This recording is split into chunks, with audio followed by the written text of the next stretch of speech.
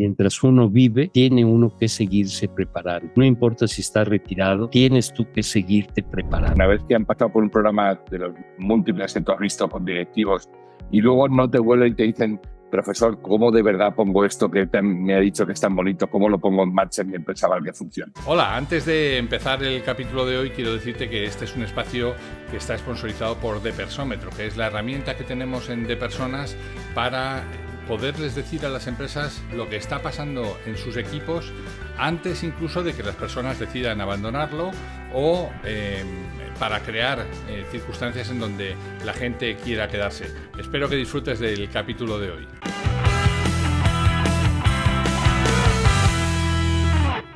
Hoy en Listening Leaders tengo el enorme placer de conectar y de hacer conectar a nuestros oyentes con una persona a la que tengo mucho respeto, mucha admiración. Sé que no soy muy original porque pues, medio país de México y otro montón de Latinoamérica también lo comparte conmigo. Él es Alfonso Bolio, es profesor decano en el IPADE en México. Para aquellos de nuestros seguidores que no conozcan lo que es el IPADE, pues está la escuela de negocios más prestigiosa, por supuesto, en México, pero asociada al resto de escuelas de la red, como son el IESE, el IEM, el IAE, el INALDE en Colombia, una red de escuelas humanistas que tienen su centro en la persona. Y claro, el profesor Bolio pues no podía ser de otra cosa que no era del área de personas. Así que, profesor, mi primera pregunta, aparte de mi agradecimiento, es ¿qué te llevó a lanzarte con todas las cosas interesantes en el mundo? ¿Qué te llevó a especializarte en el área de personas? Muy bien. A ver, a mí me gustaría un poquito platicar mis antecedentes de alguna manera, ¿sí? Ajá. Sí, yo estudié administración de empresas. Terminando la carrera, entré a una empresa cigarrera, ¿sí? Y ahí me invirtieron año y medio en entrenamiento, ¿sí? Y esto implicó que me pasaron por toda la fábrica, todos los puestos, me pasaron también por las áreas de ventas, por toda la empresa me pasaron, y era algo que hacían para desarrollar gentes hacia el futuro. Y finalmente me nombraron primero dentro del área de capacitación. A los años más o menos de estar en capacitación como número 2, me pasan como número 1 de recursos humanos a la planta.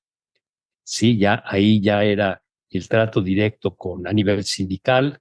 El líder sindical tenía mi edad de ser líder. Yo en aquel momento pues, estaba yo muy joven, estaba yo empezando prácticamente. Ahora Y también. hice una relación con el líder a tal grado que después de cuando yo renuncié de la empresa para irme a otra empresa, el sindicato me organizó una comida, una despedida, ¿sí? Entonces, pues fue algo muy gratificante. Tuvimos algunas diferencias, desde luego, durante el camino. Como es lógico, a mí el tema de las dificultades, los problemas, los conflictos concretamente, nunca me han preocupado. Cuando hay un conflicto, lo que hay que hacer es resolver el conflicto.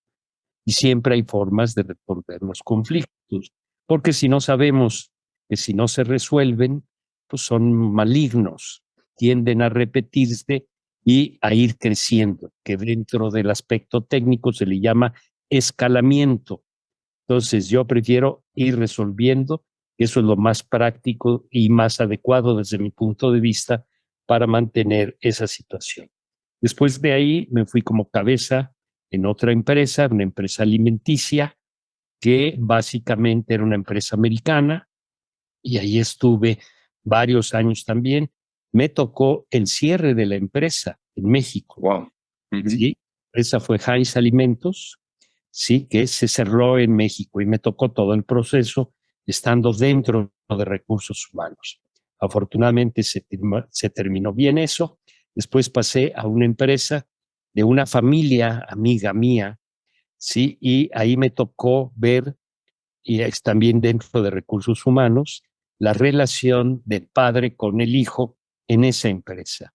Y entonces me interesó, me invitaron a tomar el programa del IPADE, tomé el programa del IPADE y ahí reencontré a un buen amigo que fue el fundador del IPADE precisamente, el doctor Carlos Llanos y Fuentes, y él me invitó a colaborar al IPADE. Y en el IPADE duré 47 años como profesor de tiempo completo y también con diferentes responsabilidades directivas. Siempre en el caso del IPADE se tomaba en cuenta no solamente el tema académico, sí, escribir casos, hacer investigación y lógicamente todo el tema de la enseñanza y del teaching, sino también tener responsabilidades directivas. A través de los años llegué a ser su director general durante 6 años y los últimos 3 años de mi actividad dentro de las organizaciones, que era la Universidad Panamericana, su escuela, el colegio de la Escuela de Negocios, ahí fui el rector general de esa institución. Entonces, toda esta trayectoria lo platico porque básicamente lo que a mí me sirvió de experiencia es aprender de la gente y tratar a la gente y aprovechar los talentos que tiene la gente, que muchas veces si no los cuida uno, si no los descubre uno, hay un gran desperdicio en muchas ocasiones. Toda la gente tiene talentos, yo de eso estoy convencido. Lo que hay que ver es las responsabilidades que tienen con respecto de los talentos que se tienen. Si coinciden, van a ser una magnífica mancuerna. Si no coinciden, pues hay que buscar algunos cambios o algunas modificaciones en ese sentido. Un tema muy delicado y muy complicado, pues ser el líder de una organización o de un área. Este liderazgo implica desde luego un gran compromiso con la gente que lo sigue a uno, porque es una de las características del liderazgo, ¿sí? Tener a alguien al cual nosotros nos gusta seguir, ¿sí? Seguir porque vemos que podemos ir con él aprendiendo, porque nos va dando oportunidades de crecimiento, porque nos va satisfaciendo también nuestras necesidades, no solamente de carácter material, sino también desde el punto de vista materiales, psicológicas, materiales de realización que todos los seres humanos tenemos. Entonces, me tocó desde luego tener que poner en práctica mucho de lo que yo doy dentro de las clases que estuve dando en el IPADE durante esos 47 años. Ahorita ya nos... ¿Perdón? No. Te iba a decir que en esos 47 años habrás tenido oportunidad de ver cómo ha cambiado los diferentes modelos de liderazgo, ¿no? Pasando desde más autoritarios, probablemente al inicio de la carrera, hasta más democráticos en este momento, también porque las generaciones han ido cambiando, ¿no? Y me gustaría que me platicaras también un poco cómo has podido vivir tú tu propia evolución personal en ese mundo, ¿no? Claro, sin lugar a dudas, bueno, el aspecto del liderazgo, como tú comentas y lo dices, sabemos muy bien que hay unas clasificación, ¿sí? Un líder efectivo, un líder afectivo, un líder formal, un líder informal. Un líder efectivo es aquel que produce resultados. Un líder afectivo es aquel que el que denomina es más el tema del sentimiento, del afecto, es publirelacionista, se lleva muy bien con la gente, aunque no le preocupa tanto desde el punto de vista de conseguir los objetivos. Luego el formal, que es el que tiene un nombramiento, y el informal es que con base en sus conocimientos, experiencia, atrae a la gente. Es, llamémosle así, como las 4 grandes características que si se suman en un solo individuo, lógicamente hacen un liderazgo muy completo. Y también de ahí se deriva un liderazgo situacional, que es precisamente a lo que tú te estás refiriendo. Van cambiando las circunstancias, las organizaciones tienen su propia cultura. Al tener su cultura, uno cuando entra o estudia una organización, lógicamente lo primero que se fija uno es qué cultura tiene la organización. Y hay efectivamente culturas dentro de la organización que es muy autocrático, que hace la cabeza, sí, que no, que conoce todo, que lleva el impulso, pero yo diría que un poquito más obligado que compromisos en ese sentido, sí. Ese liderazgo tiene sus pros, pero tiene sus contras. Consigue metas a como de lugar, pero desgasta mucho a la gente y la estructura de la gente. Hay el otro tipo de liderazgo que a mí me gusta más, que es más completo desde mi punto de vista, que logra el compromiso de la gente, hace que participe la gente y conjuntamente van dando los correspondientes, siendo siempre pues un guía y un capitán, ¿verdad? Porque una cosa que no puede uno dejar de ser es guiar, pero reconocer, comprometer y lograr que la gente también se desarrolle, que crezca y que desde luego ocupe también posiciones relevantes dentro de las propias estructuras. Entonces sí me ha tocado, te tienes que adaptar, tienes que conocer, sí, en el IPADE desde luego, pues yo conocía tantos años, pues toda la cultura de la organización. Entonces cada quien va imprimiendo poquito, influyendo en algo al respecto. ¿Sí? Yo dentro del grupo de profesores que estaban conmigo, pues yo les daba mucho juego. Sí, gentes capaces, cuando tienes gentes capaces, pues realmente te ayudan muchísimo para sacar todos los proyectos adelante. Y ese es uno de los retos también desde el punto de vista de liderazgo, saberse rodear de gente muy capaz. Mientras más capaces son, más te pueden ayudar para conseguir los objetivos, ¿sí? Y si efectivamente haces un buen trabajo en equipo, lógicamente, el primero que se beneficia es uno, pero tienes que dar siempre reconocimiento a la gente.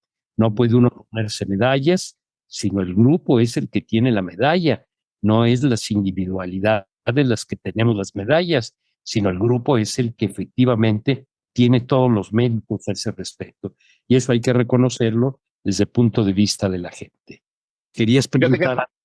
No. Me traes a la cabeza un aprendizaje que tuve con el profesor Santiago Álvarez de Mon en el IES en España, que hablaba de que ya los romanos hablaban de el poder y la autoridad, de la potestas y la autoritas, ¿no? Cómo el poder te lo da la empresa y tú tienes todo el derecho a ejercerlo y a ponerlo encima de la mesa y a usarlo, porque para eso te va a dar la empresa, para conseguir los resultados. Pero con el paso del tiempo, yo creo que es mucho más duradero la autoridad. La autoridad te la ganas de la gente, ¿no? Y para eso tienes que hacer todo esto que tú estabas diciendo, ¿no? De, oye, estar al servicio, yo considero que un liderazgo es más estar al servicio de la gente, es más facilitar. Es un poco como lo que decía este protagonista de la serie New Amsterdam, que el director general del hospital, su frase favorita es "How can I help you?", ¿no? ¿Cómo te puedo ayudar? Oye, un líder tiene que estar al servicio de los demás. No sé si estás de acuerdo. Totalmente. Y de hecho esa serie que dices es muy interesante desde mi punto de vista y muy, yo diría, pedagógica, porque este hombre se mete en una cultura totalmente diferente y a través del tiempo logra cambiarlo, que eso es el gran mérito desde mi punto de vista que tiene este individuo. ¿A través de qué? A través de ayudar a la gente. No solamente decirlo, que lo decía, pero lo hacía, que eso era importante. Y esto es como un reguero. En cuanto se va dando, lógicamente vas creando un ambiente dentro de la organización. Y bueno, fue lo que le ayudó a él para conseguir el éxito que tuvo en esa situación. Y las satisfacciones y el crecimiento de la gente que también se iba visualizando. Eso es totalmente, pero no quiere decir que no haya liderazgos de otro tipo que también consigan resultados. Entonces, ¿qué es lo que hay que ver? ¿Qué es lo que uno quiere y dónde quiere hacer uno el énfasis? Yo siempre he sido más de la idea que es a través de la gente y con el crecimiento de la gente. No, a la gente hay que hacerla, pues son gentes inteligentes, son gentes con ingenio, son gentes con experiencia, y lo que hay que hacer es sacarles todo eso para que efectivamente vaya uno marchando armónicamente dentro de la propia organización. Y ahí sí la gente se queda muy satisfecha y muy comprometida. No son ya horarios de trabajo, sino son tareas y objetivos a cumplir, que eso es realmente mucho más meritorio. Fíjate que en este tiempo, no sé si estás de acuerdo, ¿eh? En este tiempo que llega, estoy absolutamente de acuerdo contigo en que este compromiso que tiene la gente lo tiene más cuando le proporcionas el propósito y ellos son capaces de poner las tareas, ¿no? En lo que Simon Sinek hablaba del poder del why, ¿no? Si tú a alguien le das el propósito, la gente le dices el para qué o el por qué, la gente le pone su qué y su cómo, ¿no? Y eso hoy es mucho más atractivo para la gente joven. Y me venía también a la cabeza, según te escuchaba, lo difícil que es ser tú mismo, ¿no? Tú has dicho, oye, hay diferentes estilos de liderazgo, no tiene que ser tal y como sea, porque también hemos visto muchas veces cómo uno trata de impostar un estilo de liderazgo que ve que le ha podido funcionar, pero que si no va acorde a su personalidad de un modo u otro, se acaba destapando, ¿no? Si es la autenticidad y la congruencia son dos elementos fundamentales. No te puedes poner una máscara mucho tiempo. Llega a caerse esa máscara. Y sí son muy importantes estas dos cualidades y estas dos virtudes. Y la gente lo sentimos, porque también yo he estado en organizaciones en donde no es uno la cabeza, ni mucho menos, sino hay otras cabezas. Y cuando ves autenticidad, esa honestidad, realmente eso te jala para seguir ese liderazgo, para comprometerse de esa forma. Y sí, y desde luego beneficiar a todas las gentes dentro de la propia estructura. Ahí hay cosas a veces que parecen tan niñas, pero que son muy importantes. Ver a la gente a la cara, cuando llega uno a la oficina, saludar desde la gente que te recibe, no pasar en el coche así sin más ni más para estacionarte. Si no hay gente ahí que te está recibiendo, unos buenos días, un despedirte, un preguntar en ocasiones sobre temas personales, conocer a la gente es un elemento clave y fundamental. Y esa es una inversión de tiempo que presenta muchos frutos y muchas satisfacciones, porque la gente se siente tomada en cuenta. Y la dignidad de la persona es de las cosas más importantes y es un derecho que tenemos las gentes. Y cuando esa dignidad se respeta y se hace efectivamente patente y visible, la gente quedamos muy contentos, ¿sí? Sin duda, y yo creo que ahí es donde se consigue el compromiso. Pero has hablado de una cosa muy importante para mí, no me gustaría dejarla que se quedara ahí, la congruencia, ¿no? Este walking the talk, ¿no?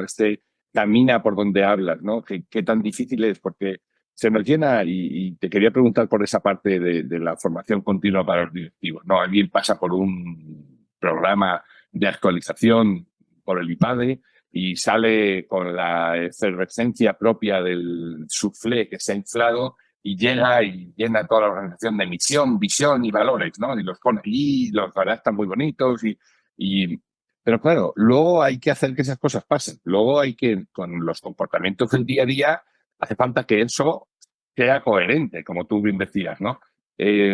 ¿Hasta qué punto eso es más o menos sencillo una vez que han pasado por un programa de los múltiples que tú has visto con directivos y luego no te vuelven y te dicen, profesor, ¿cómo de verdad pongo esto que me ha dicho que es tan bonito? ¿Cómo lo pongo en marcha en mi empresa para que funcione? Sin lugar a dudas. Mira, creo que has tocado un tema muy importante y es precisamente la preparación. La preparación es algo que nunca debe de terminar. Mientras uno vive, tiene uno que seguirse preparando.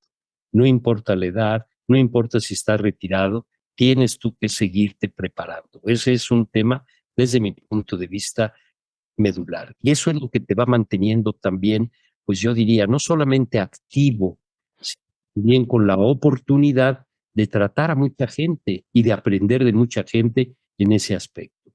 En el IPADE, los programas que tenemos son programas largos. Sí, habitualmente el programa de alta dirección es un programa que dura 9 meses.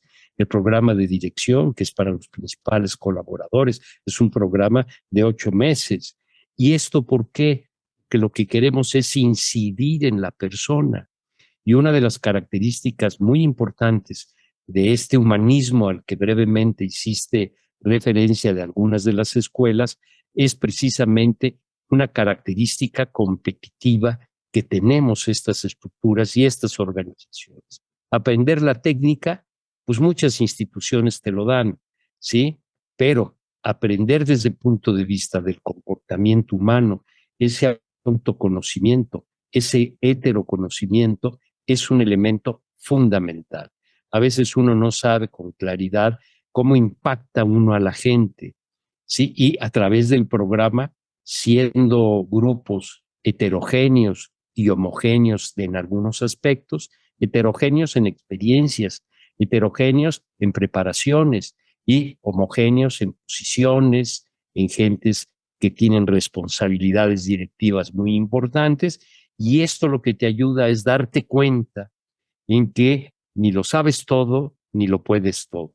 Por el contrario, ves ahí gentes que dices tú, qué bárbaro, pues yo aquí vine a pagar un programa, pero yo estoy aprendiendo más de mis compañeros. Y eso es muy cierto, porque ese trabajo en equipo que se hace, lógicamente, en la interacción y sumando todas estas experiencias, le enriquecen a uno muchísimo. Y va uno viendo estilos distintos de dirigir empresas y va uno reconociendo pues cómo es uno mismo así, sus fortalezas y también sus debilidades. Y eso es precisamente algo que es muy importante, ese autoconocimiento. Tenemos otro programa que es el programa de maestría, que son 2 años, tiempo completo, es una versión, hay otro máster ejecutivo, pero ese de tiempo completo das una gran formación a los jóvenes que toman el programa dentro de la institución, y una de las características medulares es mucho ese auto y heteroconocimiento. Tienen una, pues yo te diría, durante 2 años, una interacción con sus compañeros y con el cuerpo académico muy fuerte, muy importante, con mucha presión, hay mucho trabajo que realizar, la lectura, el estudio, los análisis, las presentaciones, todo esto, y todo esto forma a la gente. Ahora, hay que cuidar nada más una cosa importante. La gente cuando sale con esa preparación y también dentro de nuestros programas, algo que es muy importante es no olvidar una gran cualidad que no se debe de perder nunca, que es la humildad. ¿Sí? El saber que uno ni lo puede todo ni lo sabe todo. ¿Sí? Y lo que hay que hacer también es el aspecto de reconocer a las otras personas en ese sentido. Y en eso en las instituciones se ayuda, porque a veces alguien hace un comentario y se da cuenta que estuvo muy equivocado. Sí, y se lo dicen a uno y uno lo tiene que aprender desde luego, porque se da uno cuenta ante la evidencia en ese sentido. Entonces, ese programa, programas de estas instituciones, son muy formativos. Y la formación, como lo decía también, nunca termina. No solamente la información, que la información está desbordada, como bien sabemos. Ahorita el dominio de todas las técnicas que están en punta, pues yo no creo que las sepa una sola persona todos y que las domine todas.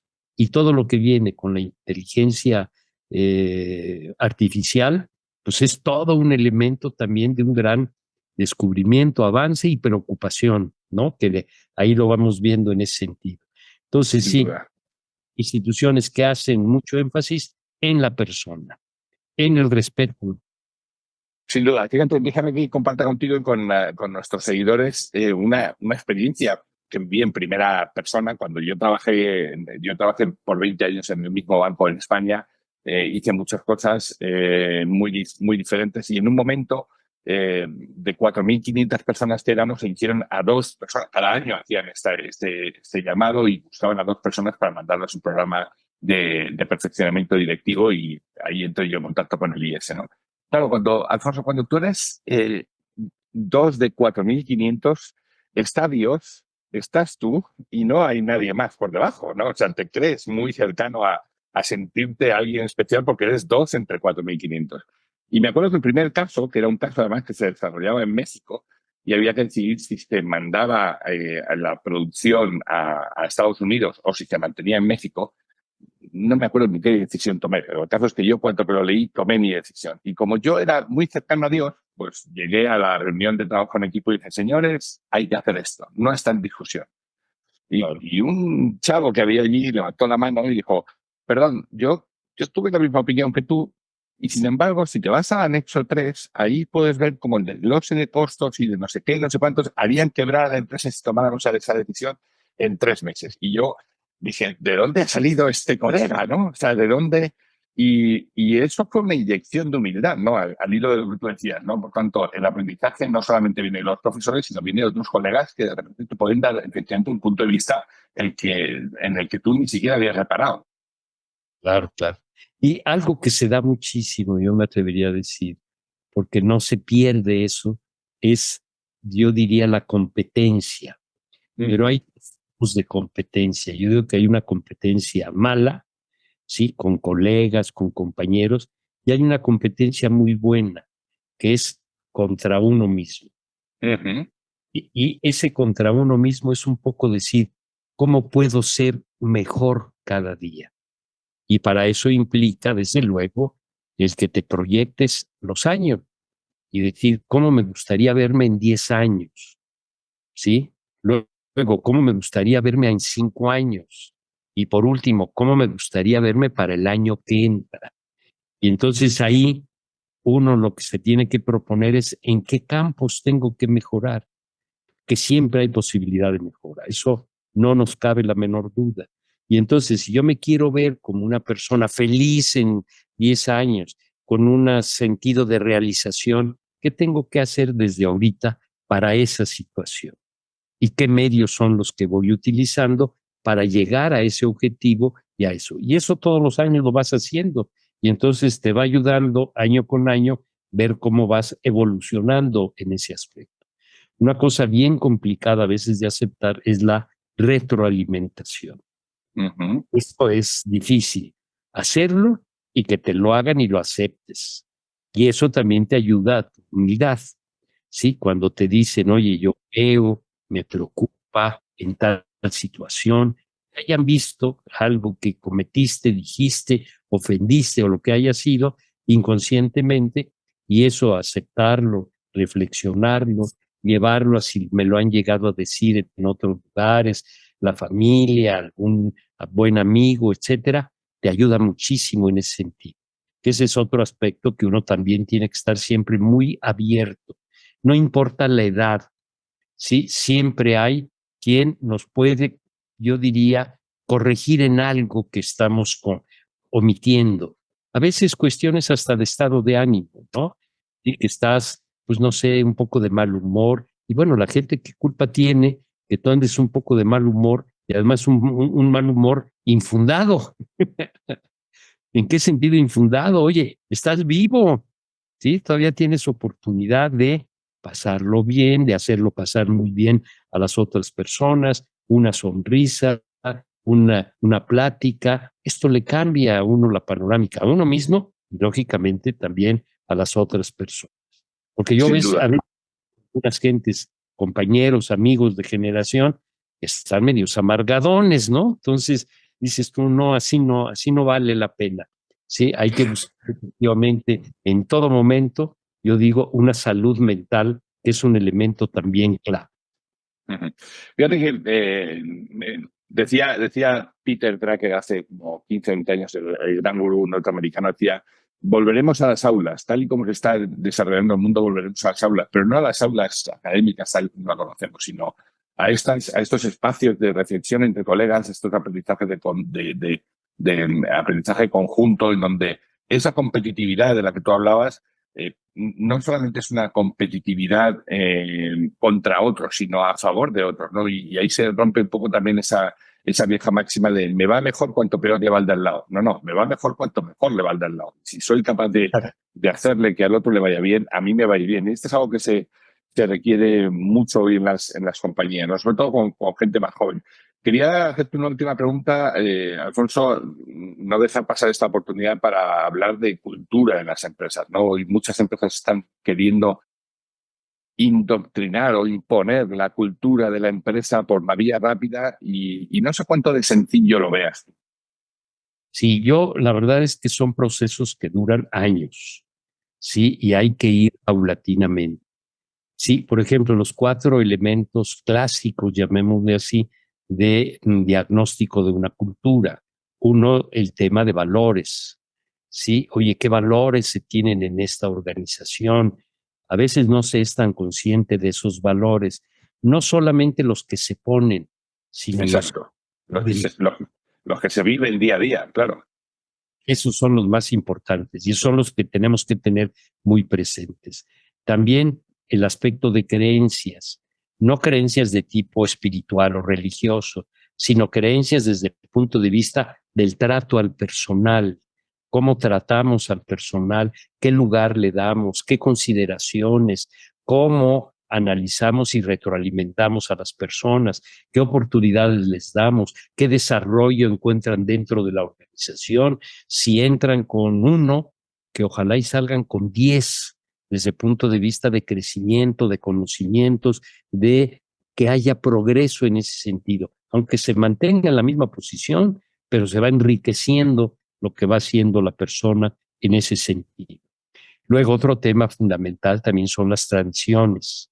Hay que ver esas tradiciones, pues cómo se viven, cuáles son las mejores, qué reconocimientos se dan en ese sentido. Y ahí entra mucho el reconocimiento a las gentes dentro de esas tradiciones, que eso tiene un impacto muy fuerte cuando van cumpliendo años, cuando son 10 años, 15 años, 20 años, etcétera, el invitar a sus familiares, toda esa cultura de trato extendido, diría yo, no solamente al personal que colabora, sino la realidad que viven. Y la realidad que viven es que hay familias y esas familias pues también podemos nosotros estar cerca a través de ese reconocimiento que se les hace a las personas. Entonces, las culturas es un tema que primero hay que diagnosticar cuál es la cultura de esta organización y después a dónde queremos modificar o qué es lo que queremos modificar y paulatino, e ir escogiendo los líderes que van llevando la dirección de ese cambio cultural, que es posible, pero que ahí no hay que desanimarse. Ahí hay que irlo diciendo y haciendo, y más haciendo que diciendo. ¿Sí? No sé si me explique. ¿Sí? Es más mostrarlo que nada más predicarlo, ¿no? Y revisar lo de los valores, revisar el trato con la gente, revisar las situaciones de las personas, porque ¿qué buscamos nosotros de las personas? No solamente que tengan un desarrollo, sino que sean también personas felices, ¿sí? Que estén contentos, ¿sí? Y ahorita cada vez es un poquito menos deshumanizante esas situaciones. La misma tecnología va haciendo que sea menos humanizante ese contacto personal. Ahorita estamos a través de este medio, pero lo mejor, y los conocemos muy bien cuando estuvimos juntos, sí, en ese programa, pues es ese trato personal que no se va a perder. Esto es para aprovechar, pero lo otro es para profundizar. Sin duda, sin duda. Y ese trato humano no lo va a cambiar nada. Yo, gracias a Peter Drucker, me animé a seguir aprendiendo y tuve la grandísima suerte de encontrarte de compañero de aquel maravilloso programa y me tiraría todo el día hablando contigo, Alfonso. Así que te agradezco mucho el espacio. Alfonso Bolio, profesor de Decano en el IPA de México, una institución en el mundo de las escuelas de negocio. Te agradezco muchísimo el tiempo, las enseñanzas y que nada, que la conversación continúe. Te mando un abrazo enorme. Bueno, muchas gracias, Raúl. Un fuerte abrazo igualmente. Muchas gracias. Pues hemos llegado al fin de nuestra entrega. Esperamos que haya sido interesante para ti. Si quieres saber más de lo que hacemos, escuchar entregas anteriores o leer las entradas del blog, no dejes de entrar en depersonas.com. Nuestra promesa de valor es ayudar a las empresas en sus procesos de cambio con quienes los hacen posible, que no son otros que las personas. Te esperamos en la siguiente entrega en De Persona Radio. ¡Hasta entonces!